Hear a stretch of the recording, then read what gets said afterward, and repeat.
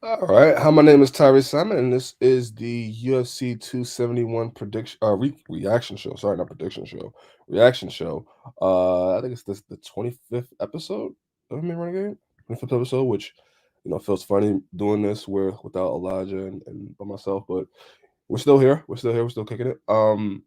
Thank you guys. Thank you guys for watching, either live or on VOD. Appreciate you. First things first, hit the subscribe button if you already haven't. Click the like button. Comment in the comment section and tell me what you think. Also worth noting, which I'm going to get into in a second, there is a link in the description uh, from MMA News, and I'll explain that in a second. Uh, which I think you'll find interesting there. How are you guys doing? How you guys doing? Yesterday we had UFC 271 finally in the books. One of the fights I was looking forward to when it was announced, and we finally got it. We finally got it, and we're going to get into it in a second. Um, so I was supposed to do a prediction show for UFC 271 on this channel. However, however, with my new schedule and the other jobs that I'm doing on top of everything I have going on in my life, stuff like that, it's a little bit hard to get together a prediction show to do UFC 271. So I apologize. However, MMA News, who I write for now or work for, they wanted me to do a prediction show. No, not prediction show, a prediction article. Right. So me and a group of other people that work on the website, they wanted to do a prediction show, and so I said, you know what? I don't have the time to do a prediction show, like a full on show and get clips and stuff like that. However, I'll do this prediction show in main news, and I'll post it on this chat, and you guys can see what I wrote. And also I thought it'd be pretty cool.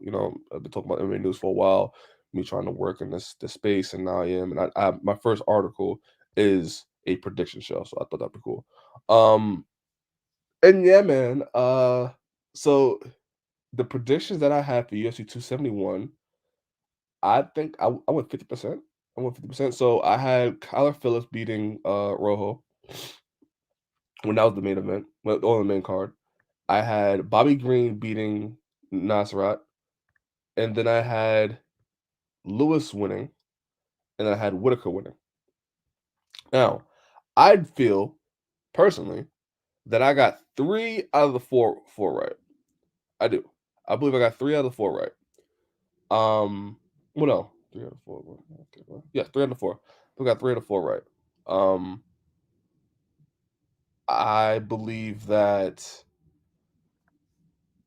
I honestly believe that Whitaker lost. I mean, Whitaker won. Oh no, three out of five. No, four out of five. Four out of five. I almost forget Jared Cannonier and Derek Brunson's on his card. I almost forget that was on the card. Yes, four out of the five. I got right. Totally forgot about Derek Brunson and Jared Cannonier, which obviously I got Jared Cannonier in that fight. Um, yeah, man. I'll give my reasons. The Bobby Green fight, I thought Bobby Green was going to be too fast and his boxing was going to be too good, and I also thought wrestling would come into play. It didn't.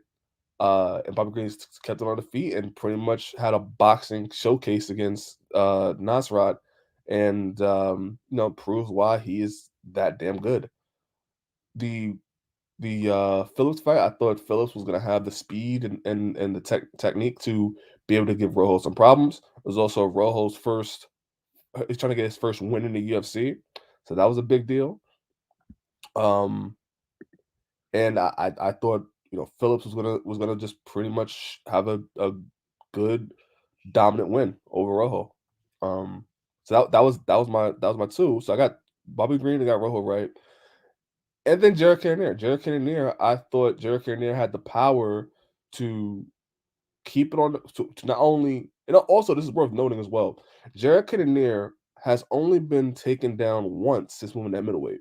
Right when he was at light heavyweight, he got taken down a couple of times by Cliff Teixeira, John Blachowicz, right? But since he's moved down to middleweight, he's only been taken down once in his whole entire middleweight career in the middleweight division. Um, so to Derek Brunson's point, or Derek Brunson's credit, mind you, he was able to take Jared Cannonier down, I believe, 2 or 3 times. And Jared Cannonier on his whole MMA, his whole middleweight run, let me take it down once, and he stopped takedowns from Rob Whittaker. He stopped takedowns from Kevin Gastelum. Um, I believe Jack Hermanson he stopped the takedown with. No, Jack Hermanson actually took him down, but Jack Hermanson tried a bunch of times to take him down. And yet Derek Brunson in that fight was able to take him down 3 times, which is impressive. Uh, that's something that should be noted is how tough Jared Cannonier down is to take down, and Derek Brunson took him down 3 times. So that is a props to him. Also, the fact that he almost had him hurt, the fact that he had him hurt and could have finished that fight if a couple more seconds was on that clock. Maybe he's snatching a rear naked choke after dropping him with believe a right hand. I believe a right hand. Maybe he gets the win and that made him miss. How you doing, Bruce, Bob Trotter? I want to get about the main event. The main event I'm gonna get to in a second. Um, but yeah, but matter of fact, Bruce, who do you thought won that main event? That's important to note. Who do you thought won the main event? Because I have Whittaker. I have Whittaker. Um, too much chess match, not enough fight. That's there's something to be said there about Adesanya's recent fights. Adesanya's recent fights, it has been a lot more chess. Which I don't know if that's a good thing or a bad thing. I think it's a good thing if you're like really into the technique and you're really into looking at who like how these things are getting set up and stuff like that. But for a fan, I can see and if he paid $80 for this too, I can see this being kind of, you know, boring. You said Israel. Okay. Okay. Let's get into that right now. So the main event had Whittaker versus, but he won it as a chess player, not as a UFC champion. Didn't win any fans. I'm gonna hold this comment here because I think that's very important. That's what you said. I think it's very important that you said that he's not winning any fans because I'm interested to see how the buy rate is going to be for this fight, right? Because Israel Adesanya, we'll do an overview right now. Israel Adesanya is being built up as the UFC's biggest star or the UFC's next biggest star, right? He doesn't really have the numbers to really back that, honestly. Like his numbers, pay-per-view wise, have kind of dipped from what it was before. Like you look at the John Blachowicz fight, and like that was the fight where he lost, and he starts seeing a little bit of a decline in his pay-per-view buy rate. But before that, it was trending upwards. And now it seems like Kamaru Usman is really the big draw right now without Conor McGregor and Nate Diaz and Jorge Masvidal is there too. But Jorge Masvidal's track record as a pay per view draw hasn't really transcended on the buy rate, right? Because he's matched up with Kamaru Usman. I've seen Kamaru Usman do a big buy rate by himself. And then Jorge Masvidal and Nate Diaz didn't do as well on the buy rate. So that's where it's like, I wonder how big of a draw we'll see on this upcoming pay per view with Covington. How big of a draw both of those guys are. But with Israel Adesanya, I've noted that Israel Adesanya in his last couple of fights, I think ever since winning the title from Robert Whittaker, mind you, he's kind of been a little bit more conservative. He's kind of been a little bit more just doing just enough to win with the leg kicks to try to bait people in.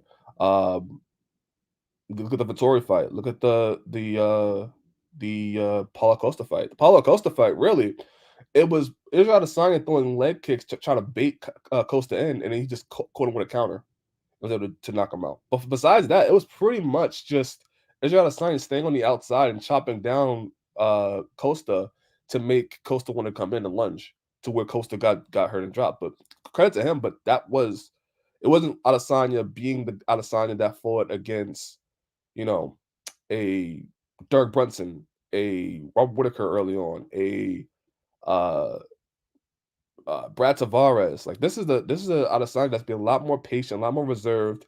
And I think part of that is he knows that takedown is coming and that takedown may happen. So he's conserving his energy, staying on the outside, picking his opponents apart.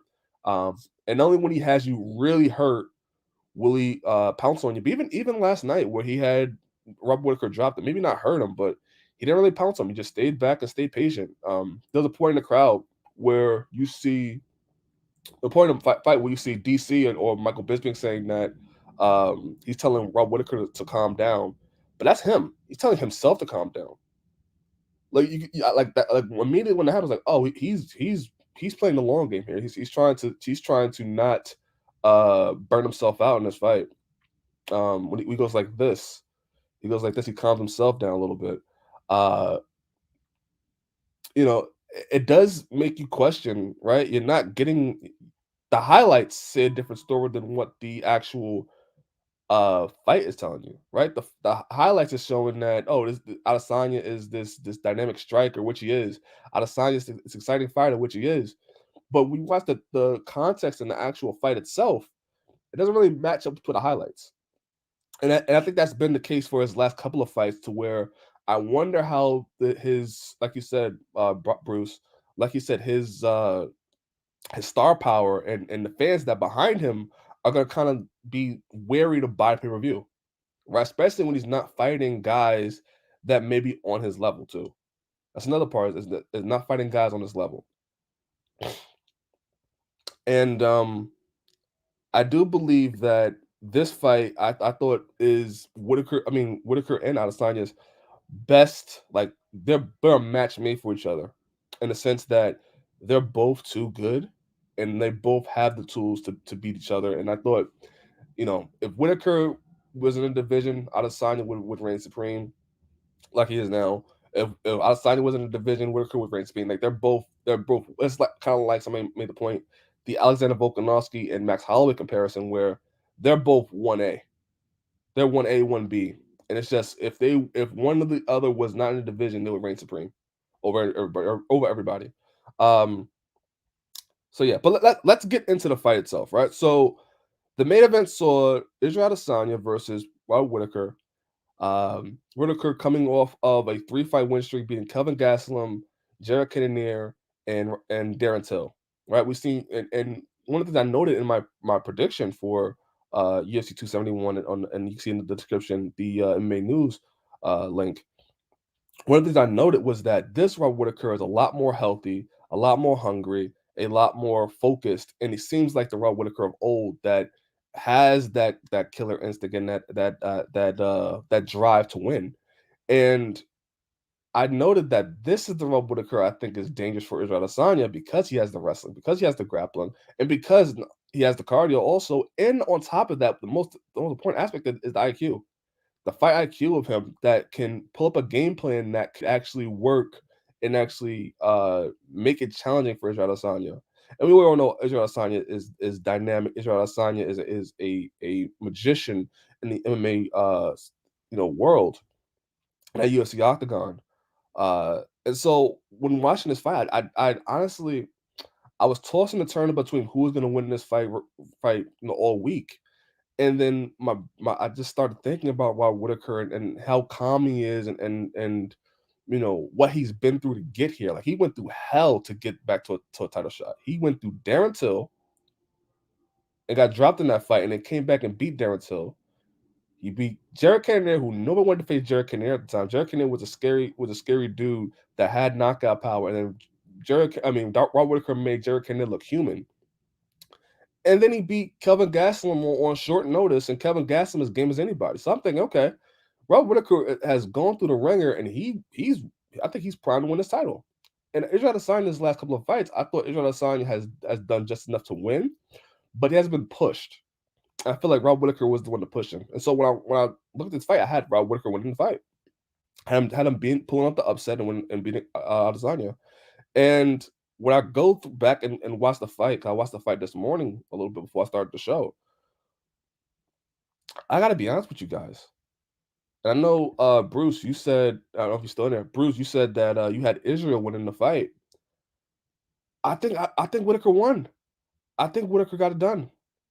And the reason why I think Whittaker got it done was, I felt the first round we got to see a little bit of the old Adesanya, a little bit, like him pressing forward, him moving, him trying to stalk his opponents down.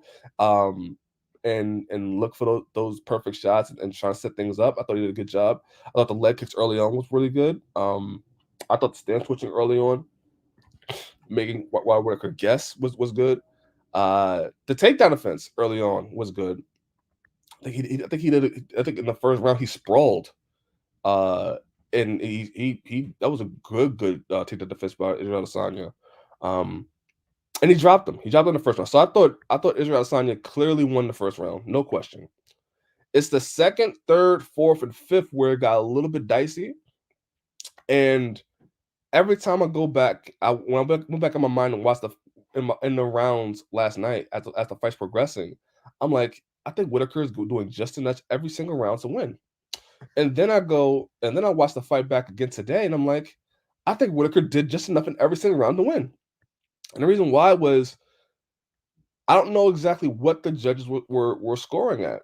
Really, what they put more stock in. The leg kicks definitely were there. He said, "Nah, bro. If Whittaker got the decision last night, that would have been the most pathetic bitch ass way to win the title." Bruce, you say that, right? You say that, but you gotta also keep in mind how tough it is to get to Adesanya and to hurt Adesanya. Like that's the thing. It's not just that we have to play chess a little bit and you have to try to um like go tit for tat with him and try to figure a way to get on the inside because there's like a 7-inch reach advantage for Adesanya. I think his reach is like 70, 79 or something like that. And Worker's like 73. Um and actually, we don't have to even guess. I think we could look at this right now real quick while I'm on the stream. Whittaker's reach is a 73. Okay, so I got that right. And then Adesanya, so Whittaker's a 73. Adesanya is an 80 reach advantage. So just think about the gap that Whittaker has to try to kind of close just to get on the inside against Adesanya. That's why I've seen a lot of the times he was kind of just rolling his head to the side and trying to go with the upward jab to try to get to Adesanya just because of how big that reach is. You gotta fight Kelvin, Israel like Kelvin fought him. That is non-bitch ass way to fight him. Whittaker fought like a bitch last night. I think that if you go back and watch the Kelvin Gastelum fight, Kelvin Gastelum was able to do that to Whittaker to Adesanya, right? But look at the damage that Kelvin Gastelum took to try to ultimately lose to Adesanya, right? The damage that Kelvin Gastelum took, which much more greater. And Kelvin Gastelum in that fight, I think got dropped, if I'm not mistaken, three or four times, or 2 to 3 times. No, he got dropped 3 times in the fourth round, I believe. He got dropped 3 times in the fifth round, and then in the second round he got dropped once. So he got dropped 4 times in that fight, right? And as competitive as that Kelvin Gastelum fight was, go back and watch that fight. And it's an amazing fight. It's probably one of the best middleweight title fights of all time. Probably up there one of the best middleweight fights of all time. That Kelvin Gastelum today wouldn't be able to beat this Adesanya today. It's two different fighters now. Adesanya is not the same fighter he was back then. Adesanya is a lot more patient, a lot more poised. He doesn't do some of the tricks. He does some of them. Like every now and then you'll see him fade his head back instead of blocking fully. But now he does block a little bit more with put his hands up. And the wrestling aspect got better as well. Like that's one of the biggest things about that Kelvin Gastelum fight is the fact that Kelvin Gastelum was a guy that people knew, okay, if it goes to the ground or Kelvin Gastelum gets in close, he can grab and he could get a hold of Adesanya and take him down, right? And in that fight, I think we also seen, Adesanya kind of show a little bit of his progression and to see where he is today. Like Adesanya then could have got taken down and probably worked his way back up. This Adesanya, he's sprawling and he's making sure Kelvin Gastelum get a shot off. Like that's the difference. It's just the level of confidence that Adesanya has now. And you see the progression that he has. That Kevin Gastelum gets picked apart. That Kevin Gastelum is what happens to a Costa, a Vittori, where you just get picked apart on the outside. Um, and then when you try to come in close, he's going to counter you. And he's gonna hurt you and drop you like he did in the second round of the Kevin Gastelum fight. So I understand what you're saying. Yeah, like I understand what you're saying that like the ideal way to beat a Israel Adesanya is to press forward, is to make him work, is to I think John Blachowicz kind of has the perfect game plan for that. But there's also the power aspect of John Blachowicz. Nonetheless, I understand what you're saying with Kelvin Gastelum. It's just that you're not going to finish Adesanya. You're not going to finish him. So the best way to beat him is to play the long game and think you're going to go 5 rounds with this guy. That's the way to beat Adesanya is not to go in thinking you could go in there and just bulldoze him. Because we've seen people that try to have that mindset. It doesn't work. The mindset you have to have is what can I do to win all 5 rounds? Kind of like what Max Holloway has with Alexander Volkanovski, right? Two guys that are too good that are IQs are way too high, and they have all the tools to beat their other opponent. The only way to beat them is to try to go to a decision and try to last the 5 rounds. Like that's what happens when you have these super close fights. These only times when you see people just run through opponents when they're not evenly matched. Uh, but this is the fight where both guys are just right there in terms of skill level. Um, but yeah, so when I'm looking at the Whittaker fight, I thought the upwards jabs that Whittaker was doing in that fight, I thought he was landing more damage to the head. Um, the leg kicks were effective, but they were sporadic every single round. Like you didn't see him blasting leg kicks and hurting with leg kicks, in a round itself. You're seeing over the course of rounds, you're starting to see more and more of the reactions from Whittaker. Um, I thought the grappling, the takedowns from Whittaker also kind of leaned towards him in these close rounds. Like the numbers, it weren't like the striking numbers were like a huge gap in between each other.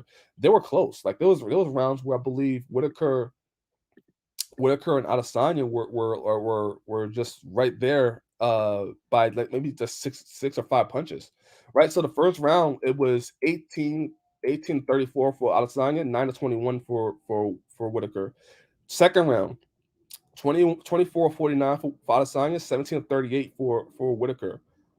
Third round, 17-33 for Adesanya, 12-28 for Whittaker. Uh, Fourth round, 15-39 for Adesanya, 19-38 for Whittaker. Uh, Fifth round, 24-33, 17-26. So like the rounds itself and the striking itself is not like the striking is very very close to where it's like maybe five or six strikes that are difference between the two. So it's very close, and then also the takedown aspect of it as well. Even though he didn't have control over it, those do add up, and it it it it should be and it should be enforced just like any other fight we've seen in the past. Where you go look at the John Jones and Dominic Reyes fight. Like the reason why John Jones won was because of the takedowns. It wasn't necessarily control; it was the takedowns when the numbers are so close. So I thought using that logic that Whittaker won rounds 2 to 5. Right? If we're looking at if the fight is that close and one fighter is doing just enough more and is looking for takedowns, is in the clinch, is doing these certain things, then just using the logic that we've seen in the past, I thought, okay, Whittaker is running rounds 2 to 5. And so when we got to the judges' scorecards, I thought Whittaker I thought Whittaker won. And then I heard the 49-46 is like, okay, Israel Adesanya. They gave it Israel Adesanya. But I couldn't honestly for the life of me, I couldn't understand how Israel Adesanya won because two judges had him winning rounds 1, 2, and 3, and then Whittaker winning rounds 4 and 5. One judge had it Whittaker winning rounds 2, and then had Adesanya winning every single round besides that. So obviously the judging was all over the place, and couldn't really get in sync with each other on what they actually saw were rounds for Whittaker or Adesanya. Um, but I for the life of me, I don't understand how Adesanya won last night. Right? I don't think Adesanya in these rounds, as I'm going round by round by round, I don't think he did just enough more than what Whittaker did.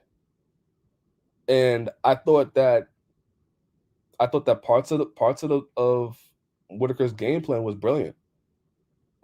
Right? I would have maybe gone to the body a little bit more. I would have maybe uh asked for a little bit more of not just going for the lunging punches, but try to set things up a little bit better.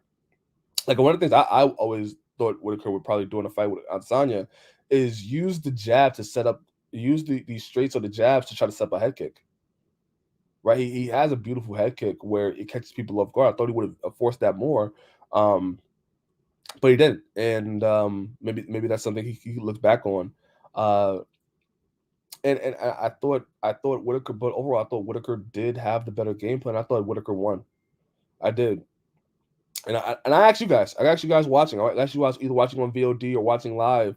I asked you like, what if you have Adesanya winning, which I think both the fights is that close. You could see either guy winning the fight.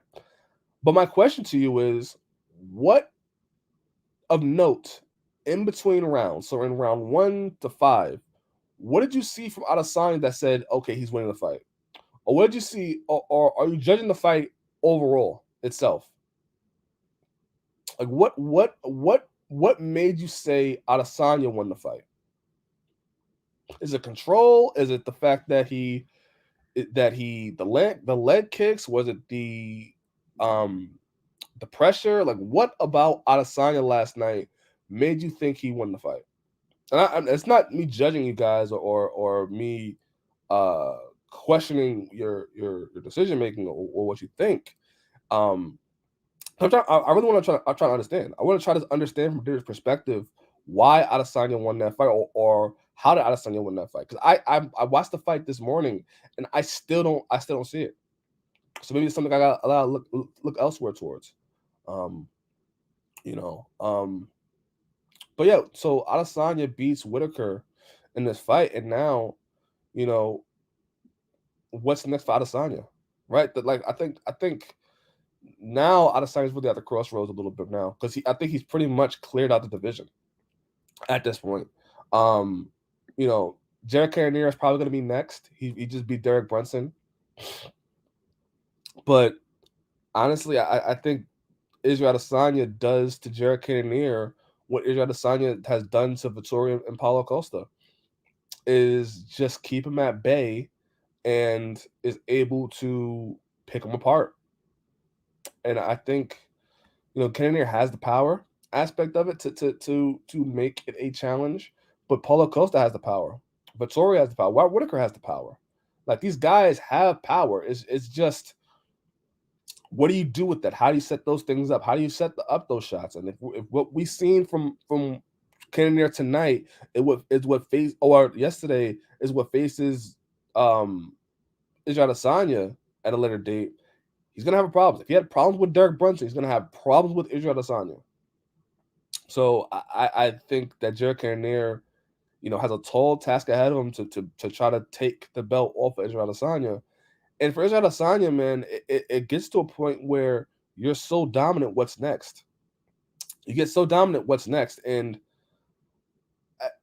people have brought up the suggestion that maybe Kamaru Usman goes up to middleweight and fight Israel Adesanya. That's never going to happen. It doesn't seem like that's ever going to happen. I think they're both still firm on their beliefs that they will never fight each other, and that it's more important for them to both be champions than actual fighting each other. There's really nobody else in that middleweight division that can give Israel Adesanya problems right now. You look at the division, like I said in the last stream I ever did. He beat Rob Whittaker twice. He beat Vittoria. He beat Derek Brunson. He beat Paulo Costa. Jack Hermanson is down the cards. Darren Till is out. Uriah Hall is down the cards. Kevin Gastelum is a guy that he's already beaten. He's already dropping down the card as well because he's lost to other people on the card. Like there really isn't anybody from other than Cannonier There is no rightful challenger from rank number 1 to number 15 at this point. There's no real challenger for Adesanya ranked in that division, and that's incredible to think about how Adesanya has maintained the control of the division, but it also gets a little bit scary for the UFC because they signed Adesanya to this big deal. Pay-per-views are going to be now $80 a pop, and I'm going to bring up back what Bruce says. Um, he said he played it as a chess player, not a champion. Other fans feel this way. Other fans feel this way, and now that you've seen Adesanya's last couple of fights, and he's going to be facing guys that maybe are not on the same level as he will see. It does give this impression that why I'm going to pay $80 to go see Adesanya fight? Why am I going to pay $80 or pay to go see a fight where I pretty much know the outcome? I pretty much know how the fight is going to play out. That's where it gets tricky now because he cleared out the division. He's clearing out the division, and there really is nobody left. And the thought process is, maybe he go to light heavyweight. We've seen how that played out, and it's not going to be a small feat to go to a light heavyweight and just be dominant there. He's gonna have to make lifestyle changes. He's gonna have to um, fight against guys that are coming down to light heavyweight and deal with that. Like he's gonna have to deal with a Jerry Prochaska. He's gonna have to deal with a John Blachowicz. He's gonna have to deal with these up and comers coming out the light heavyweight division. He's gonna have to deal with what is his name? Uh Alexander Ratchik. He's gonna have to deal with a Magomed Ankalaev.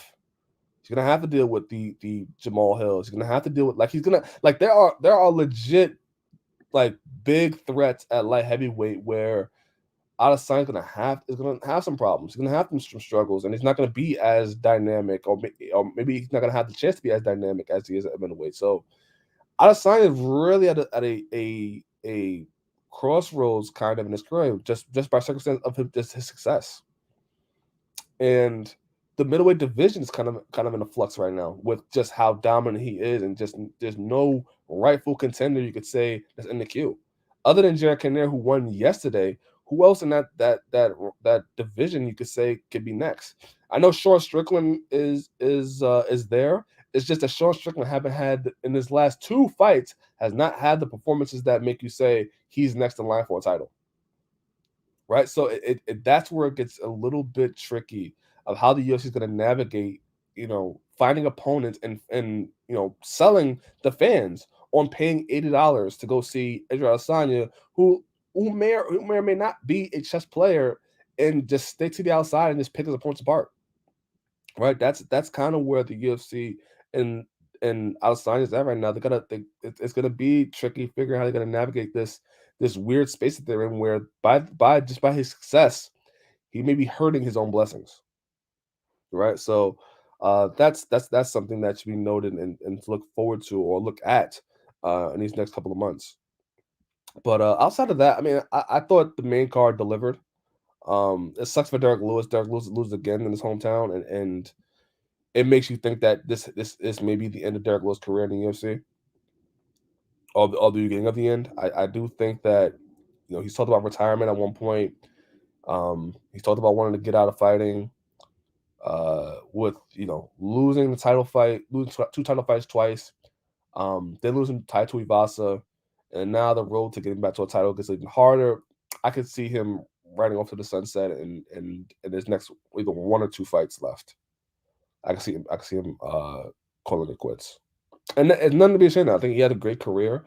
It's just by circumstances he just kind of like Uriah Faber in the UFC, or these other fighters that are really, really good and are like, you know, legends even. It's just they're just not in the right era, or not. It's not their time. I think Third Lewis is a part of that. So, um, but I mean, overall, I thought this is where we get our rating. To give you your rating in the comment section. I thought this card is a solid A minus. Um, I could see that I see the main event being boring for some people. I love the main event. I love the chess match. Uh, I thought the prelims delivered. I thought the prelims were pretty cool. Um, there's a lot of good performances in the prelims. Kyle Phillips is a standout in this.